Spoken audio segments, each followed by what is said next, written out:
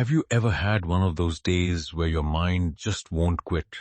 You're trying to focus on a single task, but your brain feels like a browser with dozens of tabs open.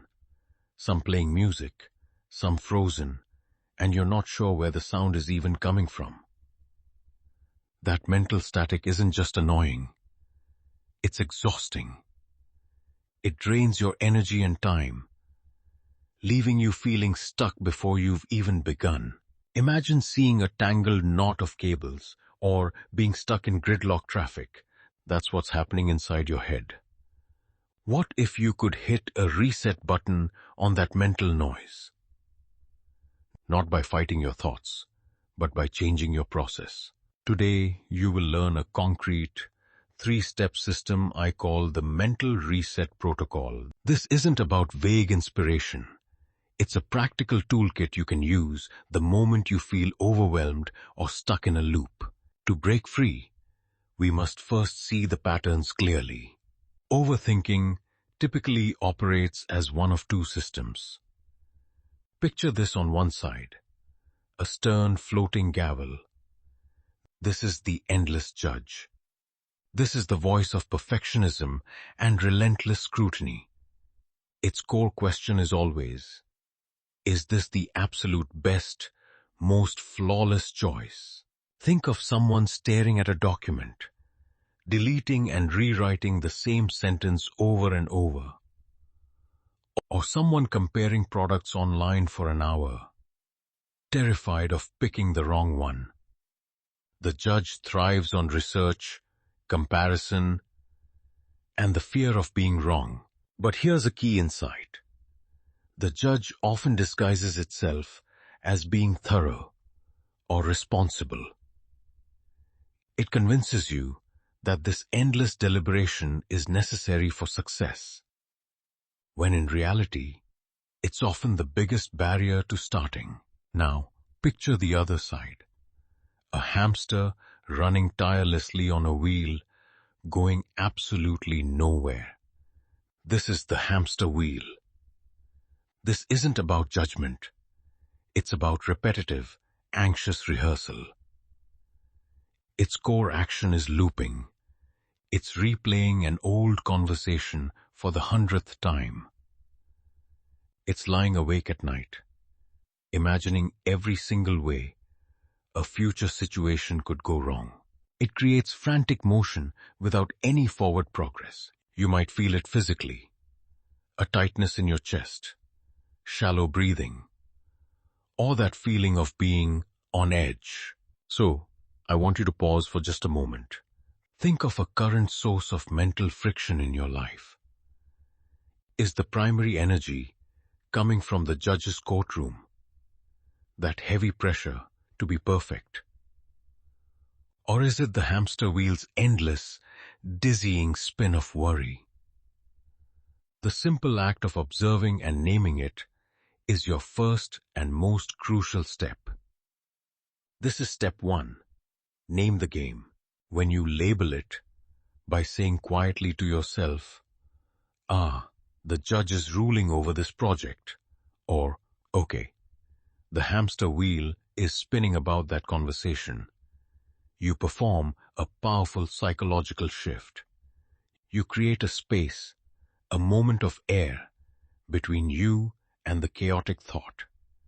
You are no longer the prisoner of the thought. You become its observer. This space is where your control begins. With that space created, we move to step 2.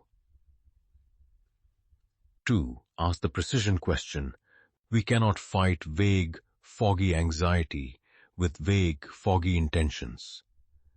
We must meet it with surgical clarity. Here is the question you will ask yourself. What is one small, physical, completable action I can take in the next 10 minutes that is 100% within my control? Let's break down this tool word by word. One small means microscopic. Think write 3 bullet points, not finish the entire report.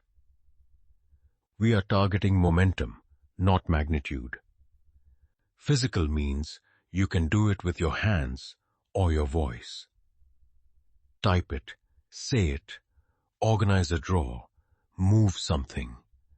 This moves the problem from the abstract world of your worries into the concrete, physical world. Completable in 10 minutes is our strict, non-negotiable container. It forces the action to be concrete and stops it from becoming another overwhelming task on your list. Finally, and this is the master key, within my control. Your action cannot depend on someone else's reply, their approval, or an external event. It must depend only on you. Let's lock this in with examples. If the vague worry is, my career isn't going anywhere, the precision action is, update the headline on my LinkedIn profile. If the hamster wheel is spinning with, I'm worried I offended my friend, the action is, send a simple, kind text saying, hey, thinking of you. The action must be so clear that your brain has zero room to ask, but am I doing it right? This precision question is your tool to transform overwhelming fog into a single, clear step you can actually take. That brings us to step 3. 3. The 10-minute momentum sprint. This is where theory becomes tangible proof. You've named the pattern. You've defined your precise action. Now, you set a timer for 10 minutes. This timer creates a sacred single-task container. For these 10 minutes, your entire world is that one action. Picture preparing for this sprint, closing all those distracting browser tabs, putting your phone in another room, or on Do Not Disturb, telling anyone around you that you're unreachable for 10 minutes. You are the scientist, and this is your controlled experiment. Your only mission is to engage with that one small action. If the judge or the hamster wheel tries to interrupt, and they will, you don't argue with them. You don't get into a debate. You simply acknowledge them with the skill you learned in step 1. You say, noted. And then, you gently, without any judgment, return your focus to the work in front of you. You are not being graded on the quality of the work. You are not being graded on finishing it. You are being graded on one thing only, gathering evidence.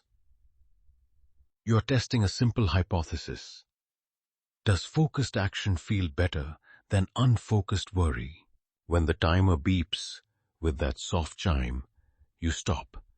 Immediately, you take a breath, and you ask yourself, do I feel even 1% more in control than I did 10 minutes ago? Do I have something, however tiny, that I didn't have before? That feeling, that tiny piece of progress, is your data. That yes is the irrefutable proof. This proof, this evidence that you can break the cycle, is what rewires your brain's habit loops over time. Each sprint builds a little more confidence, a little more trust in yourself. Let's bring it all together. Your mental reset protocol. Step 1. Name the game. Identify the judge or the hamster wheel. Step 2. Ask the precision question to define a tiny, controllable action. Step 3. Validate it with a 10-minute momentum sprint to generate proof. The real magic isn't in a single perfect sprint. It's in the consistency. Your goal this week isn't to never overthink again. That's not realistic. Your goal is to successfully use this protocol 3 times. Just 3 times. Each time you do, you strengthen the new neural pathway that says, I can handle this. And you weaken the old deep rut that says, I am stuck. To help you implement this and track those wins, I've created a simple, free 1-page guide for you. It's a cheat sheet of this protocol and a worksheet to log your sprints. You can find the direct download link in the video description below. If this practical, step-by-step method gave you a new tool for your mental toolkit, the single biggest way you can support this channel is to hit the like button and subscribe to Mind Upgrade Lab. It tells the algorithm that this content is valuable and helps me reach more people who need these resources. And now, your very first momentum sprint can start right here.